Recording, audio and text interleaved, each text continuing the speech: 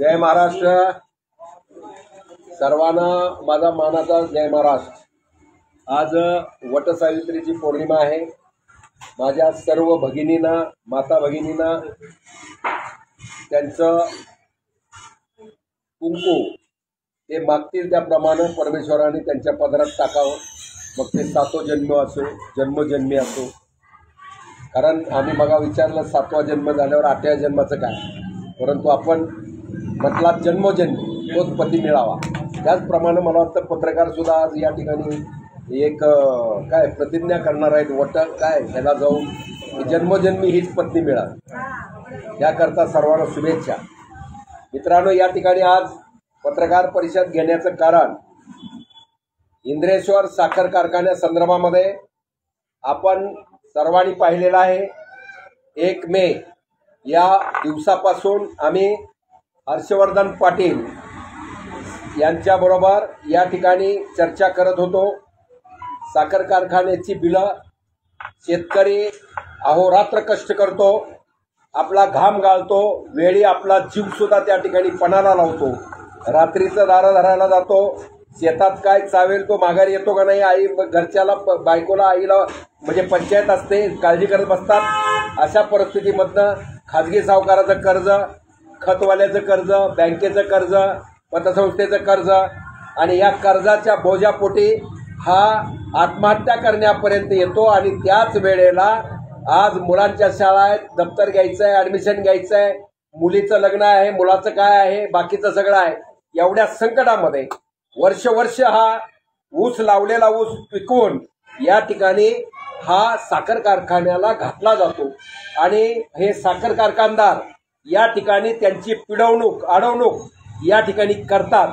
आज शेतकरी संघटना बऱ्याच अस्तित्वात असल्यानं या ठिकाणी पूर्वी एक कारखाना काढणं मुश्किल होता, परंतु काटे हाणून यांनी 5-5, 6-6 कारखाने त्याच्यावरती, कारण एक ट्रक गेला 17 टनाचा गेला की त्या ठिकाणी 14 टन टाकवलाच। या पद्धतीनं काटे हाणले गेले।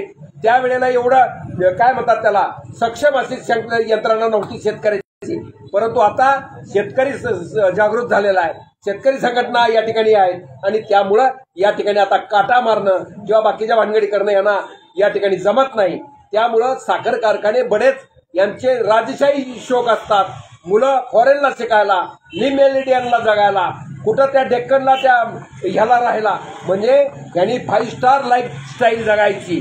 आणि ज्या शेतकऱ्याचं रक्त पिलेलं आहे त्या रक्तावरती यांना लाजा सुद्धा वाटत नाही। अशा परिस्थितीमध्ये हे साखर कारखानदार या महाराष्ट्रामध्ये या शेतकरी बांधवांची पिळवणूक, अडवणूक करतात। त्याच प्रकारे इंद्रेश्वर कारखान्यासंदर्भातला प्रकार चालू झाला। आम्हाला अनेक तक्रारी या ठिकाणी आल्या। आमचे आप्पा असतील, रामभाऊ असतील, रमेश असतील, बाकी सगळ्या शेतकऱ्यांनी या ठिकाणी तक्रारी केल्या की साहेब 6-6 महिने होऊन गेले तरी आमचे इंद्रेश्वर कारखान्याचं बिल आम्हाला दिलं गेलं नाही। 10 हेलपाटे आम्ही घातले, उडवाउडीची उत्तरं, ऑफिसला कोणी नसतंय आणि या पद्धतीनं आमची पिरवणूक चाललेली आहे।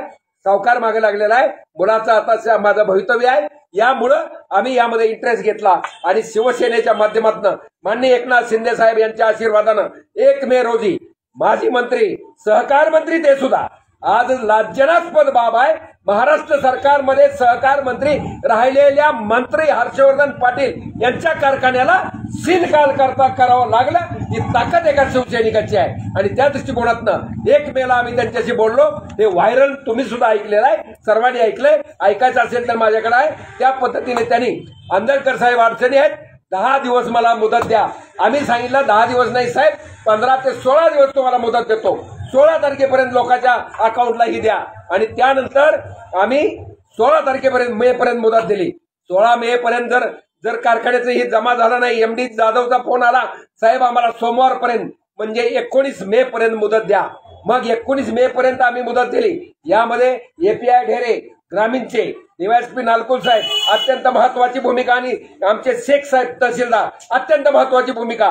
त्यांनी सांगितलं की शिवसेना म्हणजे आमची दहशत म्हणत नाही, म्हणजे स्टाईल आमची जी आहे त्या पद्धतीने काय जर झालं तर कारखान्यामध्ये प्रॉब्लेम होतील। त्या दृष्टिकोनातनं 19 तारखेला सुद्धा त्यांनी दिलं, ही केलं नाही।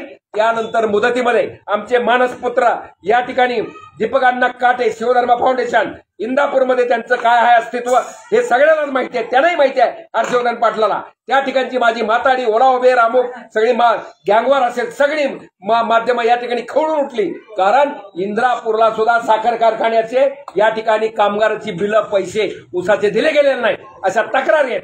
त्यामुळं हे आंदोलन आम्ही करणार म्हटल्यावर 28 तारखेला आम्ही कारखान्याला टाळं ठोकणार होतो आणि त्याचप्रमाणे हर्षवर्धन पाटील कुठेही भेटो त्यांना काळं फासण्याचं आणि एमडीला काळं फासण्याचं आम्ही ठरवलं होतं. त्या मुदतीमध्ये आम्हाला तुम्हाला आता मी दिलेल्या प्रेस नोटमध्ये या ठिकाणी पत्र देण्यात आलं.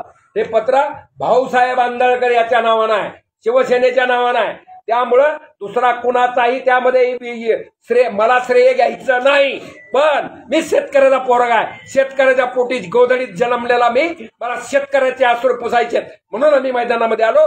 आणि त्यानंतर त्याने आम्हाला पत्र दिलं 30 किंवा 31 तारखेच्या आत. आम्ही 31 तारखेला सायंकाळी 9च्या आतमध्ये पैसे देतो. आम्ही त्यांना लेखी विचारलं हे पत्र मोगम नको आहे, आम्हाला किती पैसे किती शेतकऱ्याचे आहेत. त्यांनी यामध्ये दिलं की 2956 शेतकऱ्याचे, म्हणजे जवळपास 3000 शेतकऱ्याचा पैसा. आणि पैसे किती 19,84,00,00,000 रुपये यांच्याकडे पेंडिंग आहेत. अहो हर्षवर्धन पाटील तुमची बँक इंदापूरला आहे, 8% व्याज म्हणलं तर 65 लाख रुपये याला व्याज एका 2-3 महिन्याला होते. हे पैसे किती दिवस तुम्ही वापरणार? आणि हा प्रश्न निर्माण झाला आणि त्या दृष्टिकोनातनं या ठिकाणी 31ला काम झालं नाही. 1-2 तारखेपर्यंत आम्ही थांबलो आणि त्यानंतर आम्ही कलेक्टर साहेबाकडे तक्रार केली की या ठिकाणी पोस्ट करून सुद्धा सांगितलं की तुम्ही या ठिकाणी कारखाना यापूर्वीच्या आमच्या अनुभवात अनेक कारखानदारांनी कारखाना विकला, त्यापूर्वीच शेतकऱ्याचे पैसे दिले नाही, कारखाना विकून टाकला. त्या पद्धतीनं हा इंद्रेश्वर कारखाना सुद्धा हर्षवर्धन पाटील या ठिकाणी विक्री केलेला आहे असं आम्ही ऐकतोय. सांगलीला ह्यांनी काय केलंय, एका नोटराइज डॉक्युमेंटवरती या साखर आणि बगॅस वगैरे या प्रॉपर्टीवर पैसे उचलले. नोटराइज डॉक्युमेंट चालू शकत नाही, रजिस्टर डॉक्युमेंट नाही, त्यामुळं ते आम्हाला लागू होत नाही. आणि त्यामुळं या ठिकाणी अत्यंत आज कुमार आशीर्वाद साहेब यांचं जाहीर आभार मी या ठिकाणी शिवसेने माध्यमातून जिल्हाधिकारी आणि आमचे शेख साहेब, आमचे डीवायएसपी नालकोला आणि ढेरे साहेब या सगळ्यांचं कौतुक करतो. आणि कलेक्टर साहेबांनी 6 तारखेला या ठिकाणी ऑर्डर काढली आणि ही ऑर्डर काढून या ठिकाणी कारखान्यामधली सगळी साखर, बगॅस, मोलायसेस आणि कारखाना जप्त करण्याचे आदेश तात्काळ त्या ठिकाणी दिले. कारण तुम्ही म्हटल्याप्रमाणे शेतकऱ्याचा पैसा पहिला, त्यांचा अधिकार पहिला, बाकी नंतर त्या पद्धतीने या ठिकाणी काम झालं. आणि काल रोजी तहसीलदार शेख साहेब यांनी आदेश देऊन मेजर शिंदे सर्कल आणि त्यांचे बाकीचा स्टाफ सकाळी काल म्हणजे 9 तारखेला सकाळी 10 वाजल्यापासून सायंकाळपर्यंत कारवाई चालू होती. आम्ही स्वतः त्या ठिकाणी गेलो होतो. त्या ठिकाणच्या सुद्धा 600 कामगाराचा पगार 7 महिन्याचा पगार दिलेला नाही अजून. त्या ठिकाणी त्यांना ओरडता येत नाही, बोंबलता येत नाही, कारण काय बोंबला होता नोकरी येऊन जाईल. त्या पद्धतीने हे भूमिपुत्र आहेत, उपळाई अमुक तमुक आजूबाजूचे 600 कामगार. आता ऑफ सीझनला 200 कामगार आहेत आणि 600 कामगाराचा पगार या ठिकाणी दिलेला नाही. त्याचप्रमाणे या ठिकाणी सांगितल्याप्रमाणे 2956 शेतकऱ्याचा 19,84,00,000 रुपये दिले नसल्यामुळे कारखाना कलेक्टर साहेबांनी तहसीलदारनी या ठिकाणी काल सील केलेला आहे. कारखान्यामधल्या सगळे हे जे काय म्हणतात त्याला आज ह्या चल आणि अचल संपत्ती म्हणतो, जी हलवता येत नाही ती अचल, आणि जे हलवता येते साखर बगॅस वगैरे ही चल संपत्ती. चल संपत्तीची किंमत 40 कोटीच्या पुढे जप्त केलेल्या, कारण साखरच 35 कोटीच्या पुढची आहे. आणि त्याप्रमाणे शेतकऱ्याचा पैसा साधारण 20 कोटी आहे. तर हा पैसा आता हक्कानं अधिकारानं 15 दिवस नाही महिना लागेल, पण त्यांच्या बँकेत असल्यासारखा पैसा कलेक्टरकडे आहे. कलेक्टरनं हे सगळं जप्त केलेलं आहे. आणि त्यामुळं हर्षवर्धन पाटलाला कारखाना जरी विकायचा म्हटलं किंवा काय करायचं म्हटलं किंवा घेणाराला पहिल्यांदा माझ्या शेतकऱ्याचे, माझ्या कामगाराचे एक ना एक MP दिल्याशिवाय इंद्रेश्वर कारखाना विकता येणार नाही किंवा कुठलीच काय कारवाई करता येणार नाही. ते श्रेय केवळ आणि केवळ माझ्या एकनाथ शिंदे साहेब, माझे काय म्हणतात त्याला खासदार साहेब, या सगळ्यामुळे हे शक्य झालेलं आहे. केवळ शिवसेनेमध्ये ते भगवा आहे. हिंदू हृदय सम्राट बाळासाहेब ठाकरे साहेब, धर्मवीर आनंद दिघे साहेबांचा संस्कार आमच्यामध्ये आहे. या ठिकाणी कुणीही श्रेय घ्यायचं बाकीच्याचं कारणच नाही. यामध्ये पहिल्यापासूनचं जे अस्तित्व आहे, तुम्ही ऑन रेकॉर्ड असतो, मी कुठेही जातो, देवाला गेलो काय, धर्माला गेलो काय, कुठेही गेलो तर लाईव्ह मध्ये असतो, त्यामुळे तुम्हाला सगळं माहिती आहे. पत्रकार बांधवांना माझी विनंती आहे की भोलथापाला किंवा बाकीच्या ह्याला बळी न पडता जे रेकॉर्ड माझ्या नावानिशी जिथं जर पत्र असेल, बाकीचा हेतू काय येतो, कुठल्या संघटनेत असो, कुठलीही संघटना, शेतकरी संघटना तिथं मध्ये आली नाही, अजिबात आली नाही. शरद भालेकरला मी फोन केलता, बाकीचे आता माझ्याकडे शिकलेले आहे पोरं, तुमचा काय शंकर गायकवाड माझ्याकडेच होता बार्शी पर्यटन आघाडीमध्ये, परंतु ते मोठी झालेले आहेत असं त्यांना तरी वाटतंय. आणि असेल आम्हाला काय घेणं नाही, त्यांची जी वैर नाही, पण सांगतो त्यांना बोललो होतो आम्ही, तुम्ही या, शेतकऱ्याचा प्रश्न आहे, मला काय शेतकरी संघटनेने नेता कुठं व्हायचं नाही, पण एक कट्टर शिवसैनिक म्हणून मला हे काम करायचे. शेतकऱ्याचा पैसा मिळाला पाहिजे. आज ना उद्या 10-15 दिवस, आज कलेक्टर साहेबाकडे मी जाणार आहे, ताबडतोब तो जर पैसे भरत असेल, आम्हाला काल मेसेज येत होते, त्यांनी काल ह्याच्यात दिले बघा मुदत, आम्हाला अजून किती 12 तारखेपर्यंत आम्हाला मुदत द्या, त्यामध्ये पत्र आहे, परत अजून इंद्रेश्वरचं 2 दिवस मुदत द्या. पण तहसीलदार साहेब प्रॉम्प्ट अधिकारी आहे, कुणाच्या डगमगत नाही. फोन आले होते, सगळं चालतं शेख साहेबाला, त्यांनी सांगितलं मी आता ऐकू शकत नाही कारवाई. यामुळे आता काय झालं, जप्त केल्यामुळे तुम्हाला पैसे देणं भागच आहे, त्याशिवाय तुम्हाला त्यात एंट्रीच नाही, अशी परिस्थिती झाल्यामुळे पण सगळ्या बाकीच्या माला तर नेला होणार, त्यावेळेस भागतंय ना, कारखाना ऐकायचं काय करायचं आपल्याला, त्यांचा पैसा, शेतकऱ्याचा पैसा आणि कामगाराचा पैसा मिळाला, यामध्ये आम्ही समाधानी आहोत. आम्हीच चहा पाजतो, तुला इथे ये, आरती करतो, फेटा बांधतो पाठवतो, आम्ही पहिल्यापासून म्हणलंय. पण हर्षवर्धन पाटील साहेबाला आम्ही SD गाडीवर फिरत होतो तेव्हापासून ओळखतो. 92 साली मी मोहिते पाटलाकडे फौजदार होतो. फौजदार म्हणजे काय रुबाब असतो तो, तिथला अखलूजचा तुम्हाला अजून माहिती आहे. इथले आमदार सगळे येतात तिथे, कशी बसवत होते, कुठं बसवत होते, कुठं उठवत होते, सगळं माहिती आहे आम्हाला. त्यामुळे त्यांनी जास्त काय चालाकी करण्याचं कारण नाही, आम्ही सक्षम आहोत या गोष्टीला. आणि केवळ फक्त भगव्यामुळे, फक्त शिवसेनेमुळे आणि शिवसेनेच्या ताकदीमुळे माझ्या शेतकरी बांधवा. आणि आता आम्ही सगळं जे गँगवार महाराष्ट्रामध्ये चांगल्या प्रवाहात आम्ही आणलेला आहे, गँगवार म्हणतो, पहिल्या आश्रमीचे गुन्हेगार जरी असले, गँग असतील त्यांच्या नावाला कापतात अशी माणसं प्रवाहात समाजाचे आम्ही आणलेत. यांच्या बाकीच्या आणि माझे पोलीसवाले, रिटायर्ड पोलीस, हे सगळं गँगवार आणि माझी माताडी ओलावबेर सगळे एकत्र आणून आम्ही आता काय farmer protection and recovery brigade काढणार आहोत.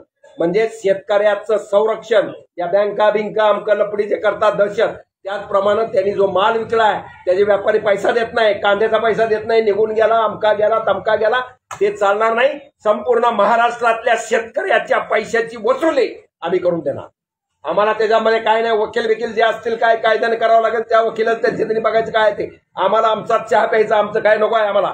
पण आमच्या हे गँगवार आमच्या दहशतीमुळे आधारयुक्त भीती, आम्हाला कुठलाही मारवाड, कुठलाही काय कोण काय करायला त्याच्या दारापुढे भीक माग, आमकं कर, काय बी लपडी करत बसणार आम्ही, त्याच्या घरापुढेच जाणार.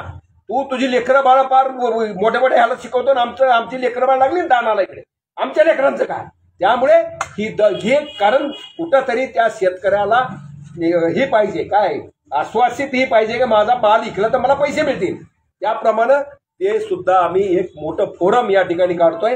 त्यामध्ये वकील मंडळी असतील, दादागिरी, गुंडगिरी, दहशत, शेतकरी सगळे एकत्र करून एक अशीच चौकट बांधणार की त्यामध्ये शेतकऱ्याचा माल घेतल्यावर 1 महिन्याच्या आत जर पैसा नाही दिला तर गाठ त्या व्यापाऱ्याची ह्याच संघटनेची आहे. एवढंच या ठिकाणी सांगतो आणि थांबतो. आपल्याला नेहमी विनंती करतो, ज्यांनी काम केलं, ज्याचं लेकरू आहे तेच बाप म्हणून नाव द्या, दुसऱ्याची नावं देऊ नका.